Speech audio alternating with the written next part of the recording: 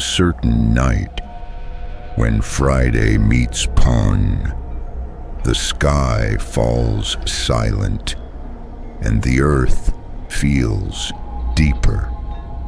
In Javanese belief, this is a sacred night, Friday Pon night. The day doesn't begin at midnight, but when the sun goes down. Pon is not just a day, it's part of a spiritual cycle. Legi, Paing, Pon, Wage, Kliwan. When that moment comes, the veil between worlds grows dangerously thin. Some come to pray, but others come to give themselves, not for salvation, but for wealth. And they know where to go. Mount Kemukus. There, bodies are the offering. Pleasure becomes the price. And pacts are sealed without words.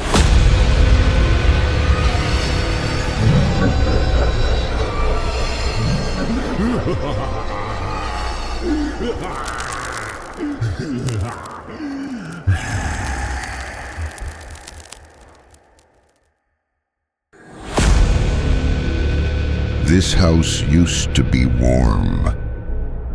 Now, it's empty, cold and covered in dust. Joni stands in the ruins of his life. A broken chair, a wobbly table, and never-ending debt. Every letter he opens says the same thing: failure.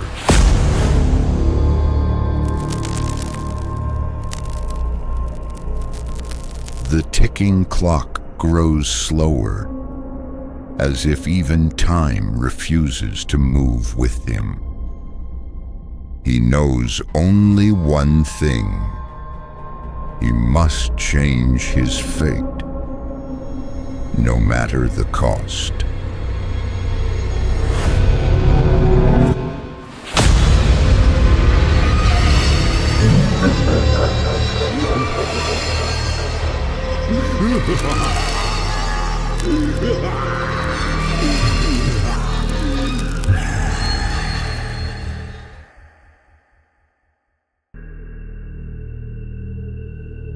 Diana's catering business was dying. The bills grew heavier. But at home, her husband just drank and laughed as if nothing was wrong. The stench of liquor filled the house. She stared at the mirror and didn't recognize the face looking back. Then, like a forgotten whisper, came her friend's voice. If you are truly desperate, there's a place, Mount Kemukus. That name settled deep inside her, and it stayed.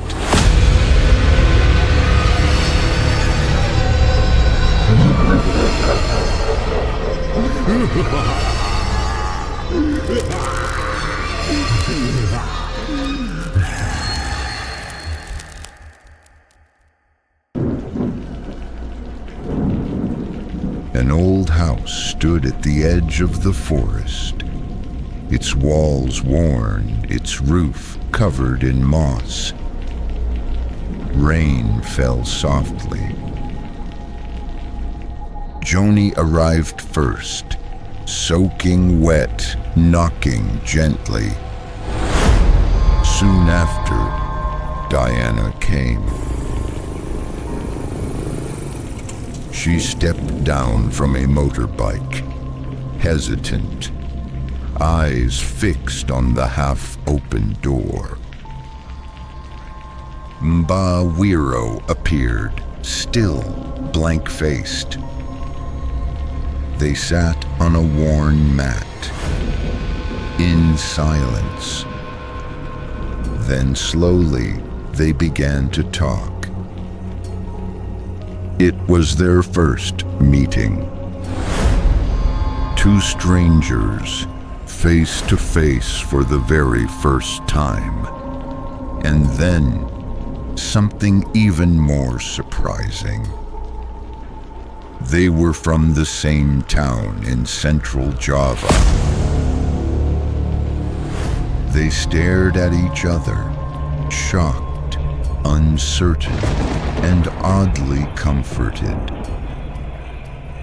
as if the universe had guided them to this very moment in the house of Mbawiro.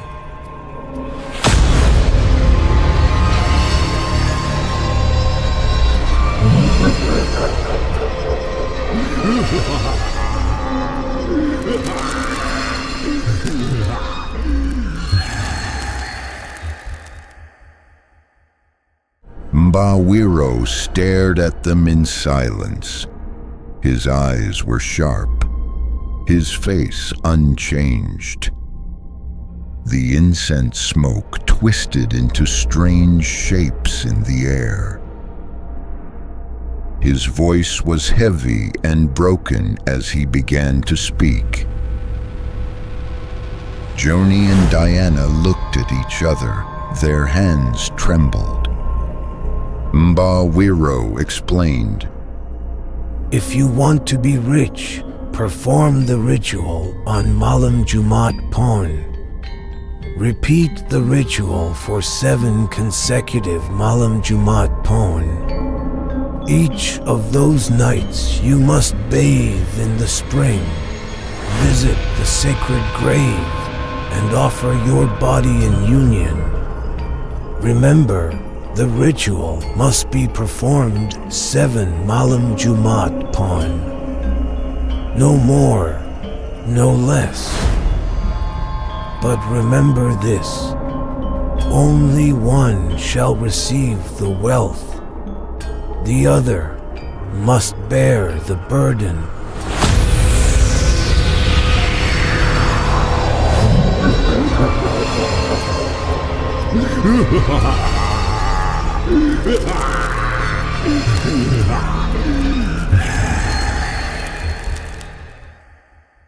The first Malam Jumat Pon. Fog settled around the spring. Joni and Diana walked slowly toward the water. Mbawiro followed behind. He stood at the edge, closed his eyes, and began to chant.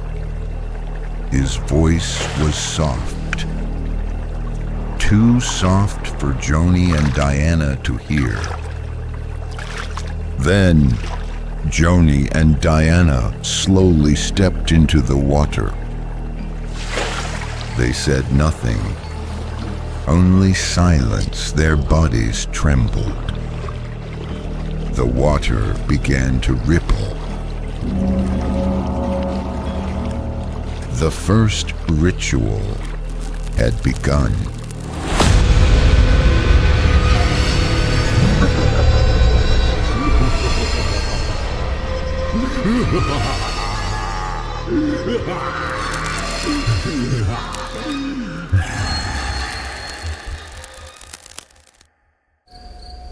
The night remained dark. Joni and Diana walked down a rocky path toward the sacred grave. Tall trees lined both sides, their roots stretched across the ground. Mbawiro carried a small torch and followed behind. They arrived at the old grave. The tombstone was faded. Some letters could no longer be read. Mbawiro scattered flowers and began to pray in soft Javanese, His voice was low and unclear. Joni and Diana bowed at the grave. Their faces were tense. Diana looked anxious. Joni tried to stay calm. Incense smoke rose above the grave. For a moment, a shadow appeared, like a hand reaching out from the soil, then vanished. Joni and Diana bowed and silently joined the prayer in their hearts. Though they didn't understand the words, they felt something was listening.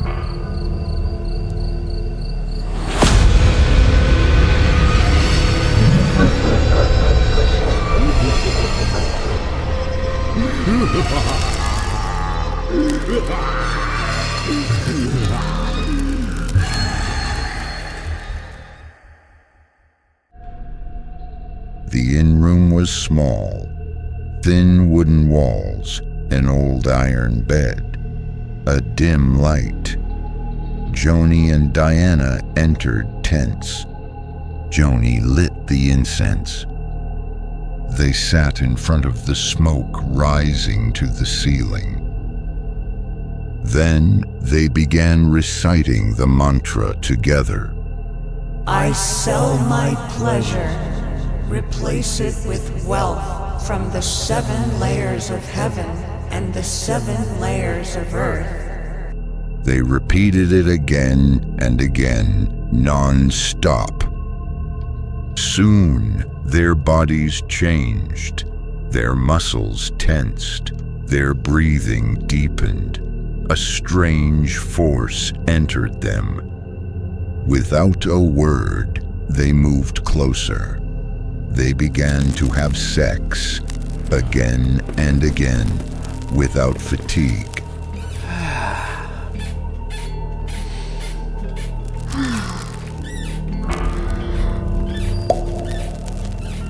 A dark shadow appeared on the wall, then vanished. But that night, the power had not yet fully entered. The ritual had only just opened the door. No one had truly entered yet.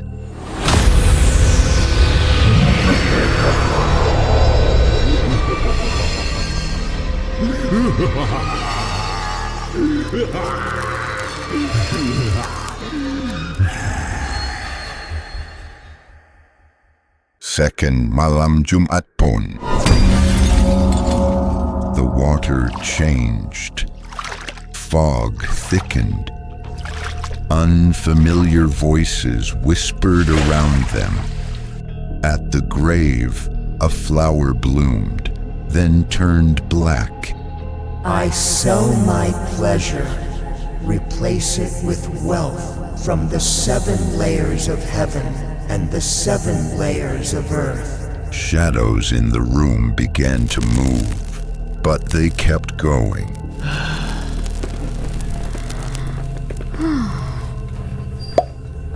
Third Malam Jumat Pon. The spring felt ice cold.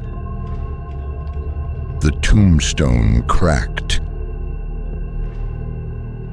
I sell my pleasure, replace it with wealth. A strange hand appeared on the wall. Still, Joni and Diana didn't stop.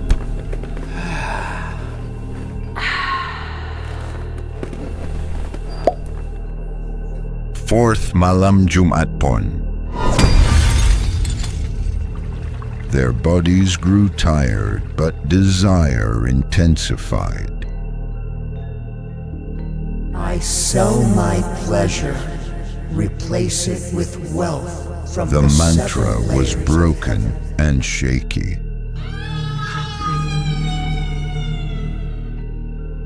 Diana screamed, then smiled to herself.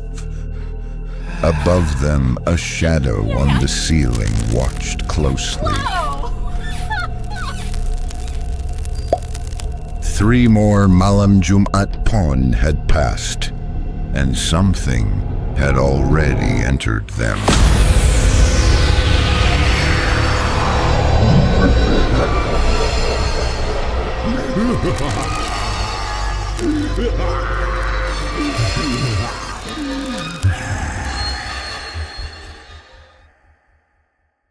The 5th Malam Jumat Pon. The sky was darker, the fog heavier. Diana started to act strange. She held her head in pain. Her steps were slow.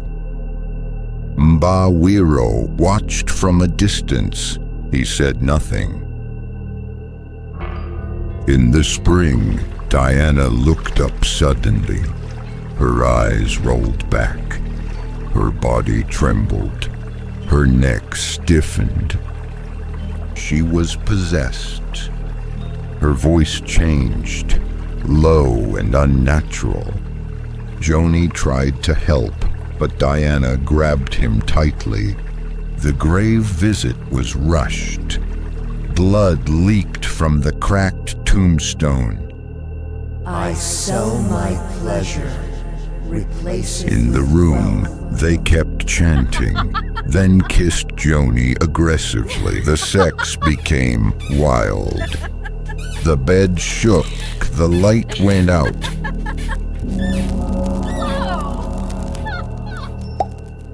The 5th Malam Jumat Pon was no longer the same.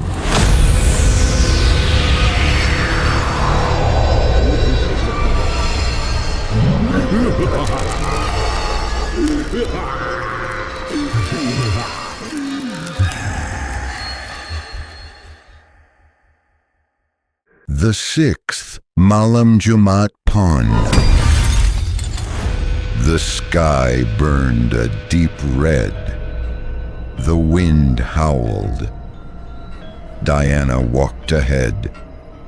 Her steps were fast, stiff, not like before. She entered the spring without a word. The water rippled before she even touched it. Beneath the surface, her face was blank. Eyes wide open, mouth moving, but no sound came out. At the grave, she scattered flowers, then kissed the tombstone, laughing. Mbawiro stood far behind, watching in silence. I sell my pleasure. Replace it with wealth from In the the 7 room, layers. Diana stood naked before the mirror. Her reflection showed black eyes. Joni sat on the floor, confused, terrified. Diana pulled him to the bed. Her body moved fast, rough, possessed. The sex wasn't theirs anymore. The 6th ritual no longer belonged to them.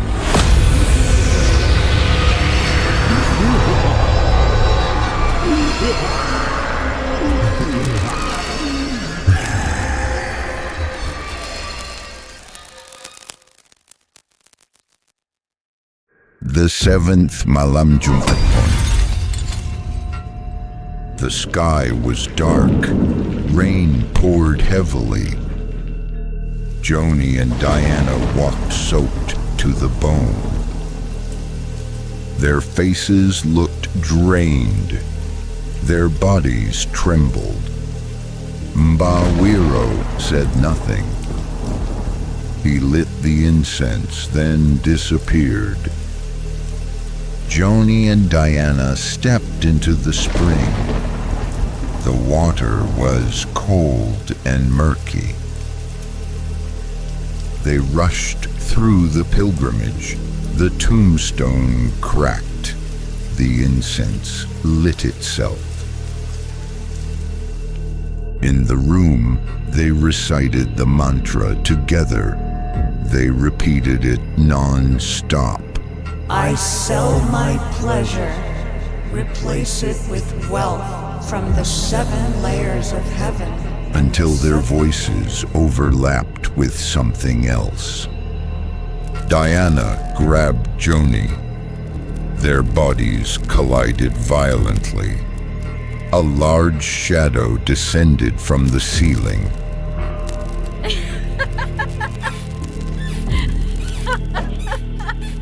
Whoa! The 7th ritual was complete, and something had arrived.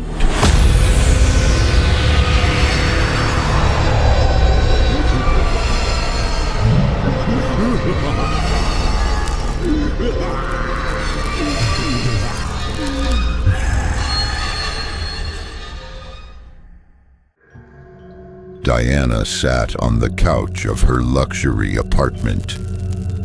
On her laptop screen, her bank balance kept rising. She laughed as she answered phone calls. But all of this began with a promise.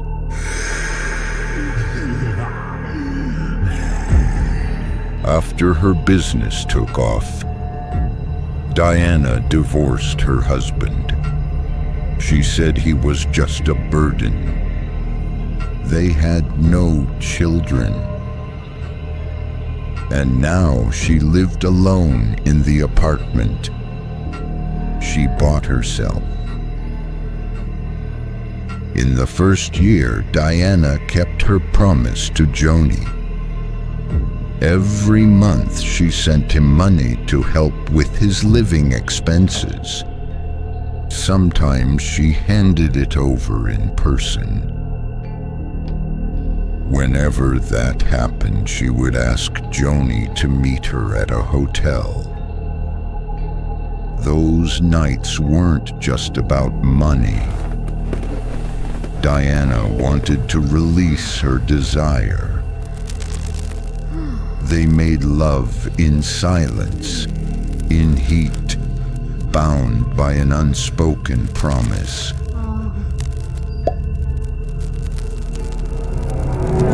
Don't worry, John. We'll go through this together, Diana once said. And Joni nodded. He believed her. But by the second year, everything started to shift. Diana began to pull away. The meetings became fewer. Texts were left unread. Calls went unanswered. She started avoiding him, gently but surely. Then came the moment when it all stopped. No more money. No more invitations. No more touches. Diana was gone, and Joni was left behind with nothing but silence. The business world and nightlife began to embrace her. She started dating other men. Joni once saw her walking hand in hand with a stranger, laughing like nothing else mattered. He saw her again, entering hotels with different men. Not once, but many times. His heart broke slowly, but there was nothing he could do. Now Diana laughs in her golden tower, while in a darker corner of the city, Joni sits alone, eating dry instant noodles, staring at his phone, waiting for a message that will never come.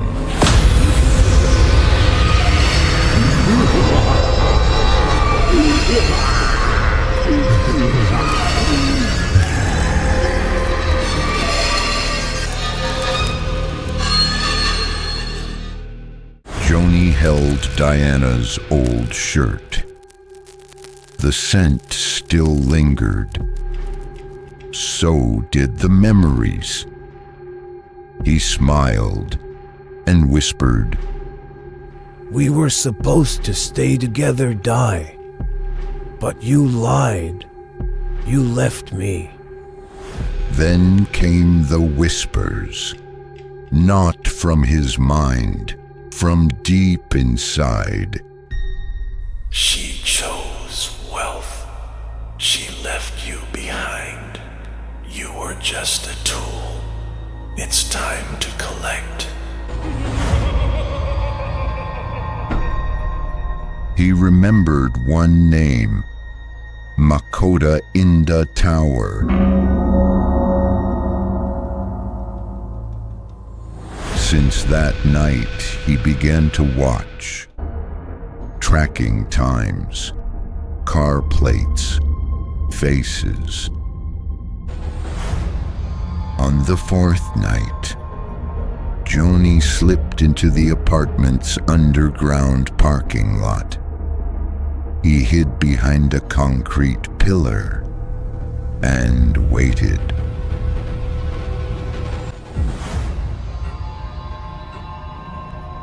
At midnight, Diana's white car arrived.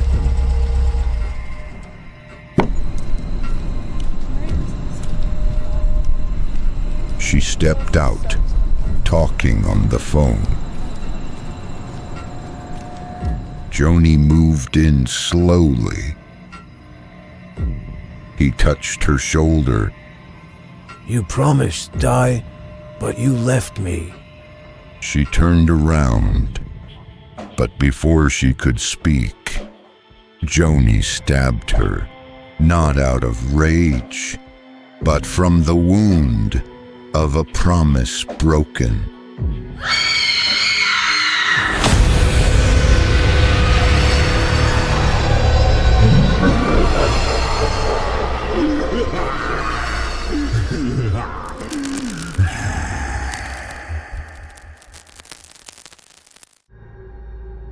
Joni didn't run. He sat on the side of the road, bloody, still, his sanity long gone. His mouth moved, muttering a broken mantra, and the whispers still echoed inside his mind. You're not done. You're not rich. You still have to give. He scratched his neck. Blood trickled. He smiled, laughed. The police approached. Strangers watched, but Joni saw nothing. The ritual was done, but Joni was never truly free.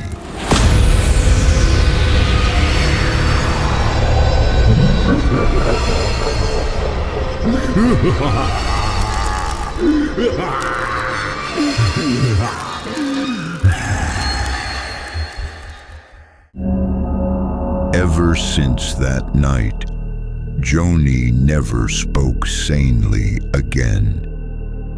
He sat, he laughed, he whispered to something no one else could see.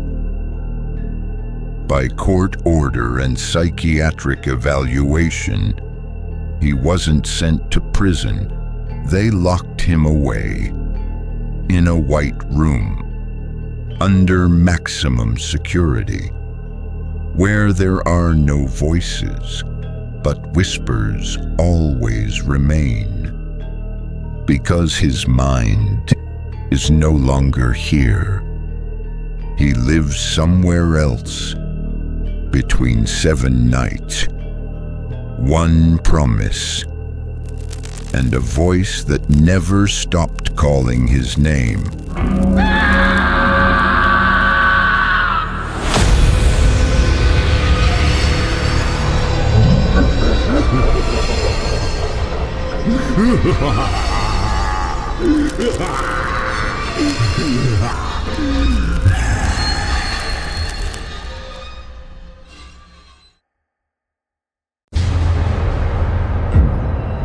At Mount Kemukus, two always arrive, but only one returns, carrying something. The other one remains behind, in the fog, and in promises never kept.